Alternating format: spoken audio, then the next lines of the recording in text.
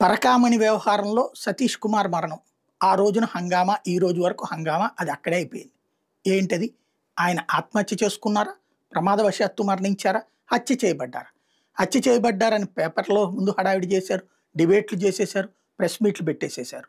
తీరా చూస్తే ఒక్క రక్తపు బొట్టు కూడా రైలులో, బోగీలో లేదు. దెన్ చంపి తోసేశారనేది పచ్చి అబద్ధం. ప్రజల్ని మోసం చేసినటువంటి మీడియా క్షమాపణలు చెప్పలేదు.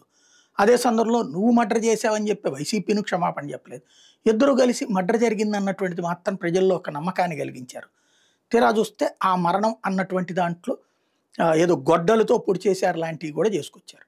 ఆ తర్వాతనేదో బొమ్మలు పెట్టారు, చెక్ చేశారు, అంతా అయింది. ఫైనల్‌గా ఏమైనా తేలిందా అందులో? ఏమీ లేదు.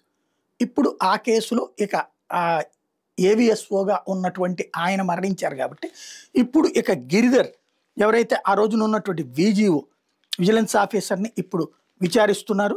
అసలు మీ ఎలా రాజీనామా చేశారు, ఏవిఎస్ఓ అట్లా చేస్తుంటే మీరు ఎలా ఒప్పుకున్నారు అన్నటువంటి. వాస్తవంగా అక్కడ ఏకంగా ఈఓ దగ్గర నుంచి చైర్మన్ వాళ్ళు తీసుకున్నటువంటి నిర్ణయానికి ఈ కింద సిబ్బందిని పట్టుకుని మనం సాగదీస్తే ప్రయోజనం ఉంది. వాళ్ళిద్దరిని పిలిచారు, విచారించారు కదా, వాళ్ళు చెప్పాల్సింది చెప్పారు కదా.